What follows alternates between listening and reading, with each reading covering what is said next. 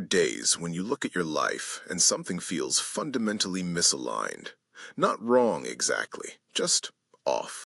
Like you are performing the role of your life rather than living it.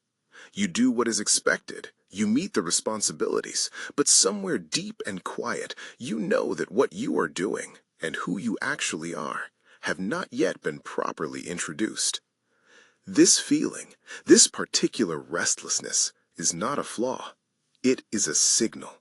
And most people spend their entire lives trying to silence it with distraction, with busyness, with the noise of surface-level living. Tonight, I want to suggest you listen to it. Purpose is the great dividing line.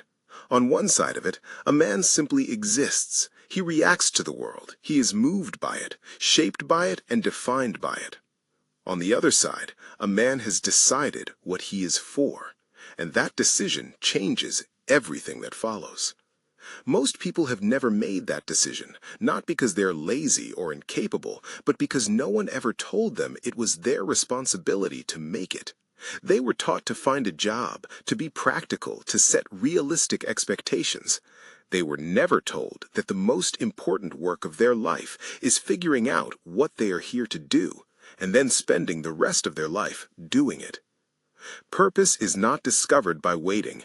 It is not handed to you by circumstance or revealed in a single dramatic moment. Purpose is constructed deliberately through self-examination and honest questioning by the person who is willing to ask the uncomfortable question, what would I do with my one life if I were not afraid? I was born with a unique gift to give. I commit my life to discovering it and delivering it. Historical proof. John D. Rockefeller knew from an early age what he was for.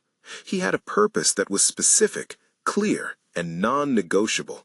He once wrote in his diary that his goal was to make $100,000 and live to be 100 years old.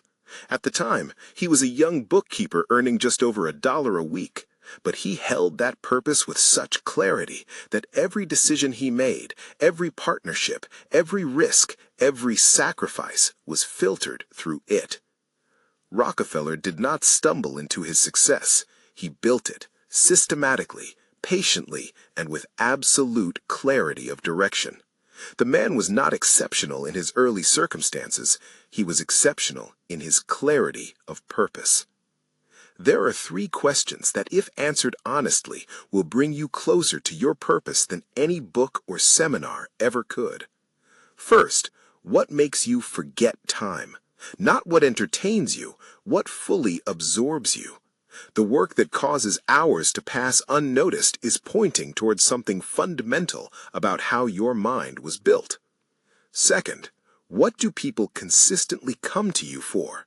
Not what you have been told you were good at. What do people actually seek you out for? Others often see our gifts more clearly than we see them ourselves. Third, what would you do if failure were impossible and money were irrelevant? Strip away the fear and the practicality, and what remains, that remainder, is the direction of your purpose. These answers will not give you a job title. They will give you a direction. And direction, as I have said, is everything. Affirmation. My purpose is clear. My direction is set. Every day I move closer to becoming what I was made to be. Close.